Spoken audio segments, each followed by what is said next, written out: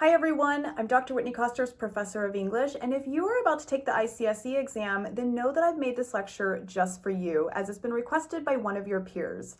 I'm here to help you understand Katherine Mansfield's short story, The Singing Lesson, as this is a common text that appears on your exam. Please note that I actually have several lectures on my page designed specifically to help you succeed on your exam, including a discussion of literary devices in Robert Frost Birch's, a thorough explanation of Shakespeare's The Tempest, and even an audiobook of The Singing Lesson, as I think it can sometimes be really helpful to read a text alongside an audio version. So be sure to subscribe to my channel and check out some of my other videos. In this video, I'm going to give you a brief summary of the story because if you don't know what's going on in a story, then you certainly cannot successfully analyze it. I'm also going to give you historical context that you need, and I'll talk about themes and symbolism in the story as well. Now, the main character in this story is Miss Meadows, a 30-year-old music teacher who arrives to school one morning feeling cold, sharp despair buried deep in her heart like a wicked knife. This is an extremely dramatic description, which I want you to keep in mind. Now, at this point in the story, we don't know why Miss Meadows is feeling such despair. As she walks to her music class, she runs into the science mistress, to who she is quite rude. In fact, we are told that Miss Meadows hugs the knife of despair while speaking with the science mistress, indicating to us that she's actively trying to be cruel to others, perhaps because she herself feels so awful. Her cruelty even extends to her students, even her favorite student, Mary Beasley, who tries to quiet the class down for Miss Meadows and gives her a yellow chrysanthemum as she does every morning. Throughout the morning, Miss Meadows heartlessly tries to force everyone else to feel the sadness and pain that she feels. She makes her students sing a lament, demanding that they sing it without expression. Now, it's at this point that we learn why Miss Meadows is so distraught. She has received a letter from her fiancé, Basil, who has very abruptly and out of nowhere ended their engagement. And we learn that this engagement was an unexpected one to begin with. It's even called a miracle, as Miss Meadows is an older woman and Basil is only 25. Apparently, everyone, including Miss Meadows herself, was surprised by the engagement. And not only did he end the engagement in a letter, but he also said in it that the idea of marrying her filled him with disgust, but then thought better of it and crossed out that word, but not enough so that she couldn't see the offensive and hurtful remark. Throughout the lesson, Miss Meadows goes over the letter and its meaning in her head and thinks about how she will never be able to show her face at the school again once the news is made public. But this is soon interrupted by a student telling her that she's been called to the headmistress's office. Miss Meadows has received a telegram, which she thinks contains news of her ex-fiancé's suicide. But no, actually, just as suddenly as Basil had informed her that he didn't want to marry her, he sends her another letter saying, never mind. He changed his mind and the engagement is still on. Miss Meadows' extreme despair suddenly changes to exaggerated joy and delight as she returns to her music class and asks the students to sing a beautiful, happy, and celebratory song now that her mood has improved. Okay, so who are we dealing with here? Is this just some overly dramatic, spiteful woman who wants to make everyone around her miserable? I don't think so. What you need to understand and know in order to fully grasp Miss Meadows' behavior is the times in which she lives. The story was written in 1920, a time when a woman's most important role in life was that of a mother and a wife. Because of this, women did not have the type of opportunities that are afforded to women today. And believe it or not, at the age of 30, which is really young in my opinion, Miss Meadows is considered old and on the verge of being a spinster, meaning that already her prospects of ever marrying in the future are slim to none. So this rather unexpected miracle, this engagement to a younger man of 25, is something extremely important and valuable to someone like Miss Meadows, a woman who constantly worries about her social standing and reputation in the school. Remember, instead of believing that her colleagues and students will show care and sympathy at the news of her broken engagement, she thinks that she will be subjected only to their scorn, ridicule, and judgment. So if she cares this much about what people at school will think of her, then we can rightly assume that she deeply cares what society at large will think of her. With a broken off engagement, Miss Meadows is staring down a life of loneliness and solitude, one filled with so much shame and embarrassment that she feels, in the moment at least, that she will have to quit her job. Now, Miss Meadows is not the only one restricted by social convention. Basil is too. There's evidence that suggests that he's homosexual, which at the time was illegal, unacceptable, and considered highly immoral. It was an identity that had to be suppressed and hidden, unfortunately. And this seems to be what Basil is doing with Miss Meadows. Indeed, we know that he cares greatly about his reputation. At one point, he had told her that he can't turn down social engagements because it doesn't do for a man in my position to be unpopular. And to be known publicly as homosexual at this time would have made him extremely unpopular, to say the least. Now, how does this story suggest he's gay? Well, let's look at their engagement. As they're walking home one night, Basil says, "You know, somehow or other, I've got fond of you." And he had taken hold of the end of her ostrich feather boa. Okay, so first of all, this isn't the most romantic or the kindest way one can express their love. It's sort of like, not sure how this happened, but I like you. And then instead of touching Miss Meadows herself, he touches her boa. There's no real connection here during a time when there should be a lot of affection. It's highly suggested here that Basil has found in Miss Meadows a good cover for his homosexual identity. And if you look at some of the exchanges between the two in general, Basil seems completely uninterested in Miss Meadows herself or her feelings.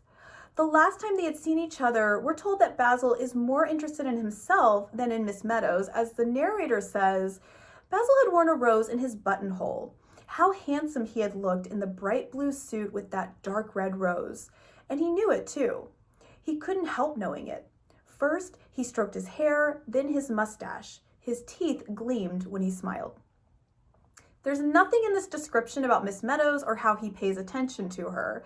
He seems more self-absorbed than anything else. We're also told that in the last letter he wrote to Miss Meadows, Basil talked all about bookcases, hall stands, and a hat brush holder, things that are conventionally associated with women at this time, women in the domestic sphere, really. Now, while Miss Meadows interprets this as a discussion about things they will share together as a couple, it seems that Basil is far more interested in the items themselves. Now, let's actually take a look at the letter ending their engagement, the one that has so strongly impacted Miss Meadows' behavior on this day. In it, Basil writes, "I feel more and more strongly that our marriage would be a mistake. Not that I do not love you. I love you as much as it's possible for me to love any woman. But truth to tell, I have come to the conclusion that I am not a marrying man, and the idea of settling down fills me with nothing but," and the word disgust was scratched out lightly and regret written over the top. What do you make of the fact that Basil says that he loves Miss Meadows as much as it's possible for him to love any woman? Is this more of a platonic love since he could be homosexual? And does he say he's just not a marrying man since he can't live a lie? And lastly, that he would use a word like disgust to describe how he feels about marrying is telling. It's cruel and further suggests that his sexual nature is not one that is accepted by society at this time. We can also see the lack of love or compassion for Miss Meadows in this letter, since Basil doesn't even have the decency to make invisible the word disgust. That this engagement is not a loving one, but rather a solution for both Miss Meadows and Basil to avoid social ostracization and embarrassment is further suggested with the second letter that is sent and the way Miss Meadows reacts to it. As flippantly as he had written the first letter breaking off the engagement, Basil writes to Miss Meadows again to say, "Oops, never mind, we're back on." With no explanation, Basil says he must have been mad and just went ahead and bought the hat stand today for them. Now, any emotionally healthy person would be angry and hurt by the way their partner had just so easily toyed with their emotions and so cavalierly treated them. And they'd likely be angry with the fact that their partner didn't even have the courage or decency to tell them this news in person, in a conversation where, the other person could ask questions and discuss the matter with them. Instead, Miss Meadows was left to spend the entire morning anxious, angry, and hurt, wondering what Basil meant by this line or this line and why he did this in the first place. This created a cycle of cruelty and despair from Basil to Miss Meadows to her colleagues and students. After receiving letters like these, an emotionally healthy person would likely feel their partner was not trustworthy and might wonder if this would happen again. Most people would have a long talk with their partner before agreeing to move forward, but not Miss Meadows. It seems she's simply happy having the engagement back on as she speeds down the hall back to her music room on the wings of hope, of love, of joy. Her mood has made an extreme jump from total despair to extreme joy. Now, if you don't understand the context of the story, then you can easily believe that Miss Meadows' behavior throughout the story is overly exaggerated. I mean, why be so upset or happy about being or not being with a man who treats you poorly? Or you may write her off as a frivolously, emotionally, and overly sensitive woman. But as I've explained, this isn't the case at all. Her despair and joy are rooted exclusively in her ability to feel worthy as a woman. At this time, society valued women who became wives and mothers. And there are real long-term consequences, punishment even, for not fulfilling these roles. With the engagement back on, then, Miss Meadows knows that she will not grow old alone, she will not be looked upon with pity, and that she will be able to say she fulfilled her most important role in society. One of the themes of the story, then, is the criticism of the strict social obligations and restrictions that are placed on people at this time, since both Miss Meadows and Basil are more than willing to spend their lives with a partner they don't love and who does not love them or even treat them kindly. It's obvious that Basil does not feel comfortable or authentic in a marriage with Miss Meadows, but ultimately realizes that he really has no choice if he doesn't want to be found out. Society then has dictated what is right and wrong, and the only thing that's right in their eyes is if these two mismatched, loveless people live the rest of their lives together. It's a striking way to condemn society without explicitly stating it.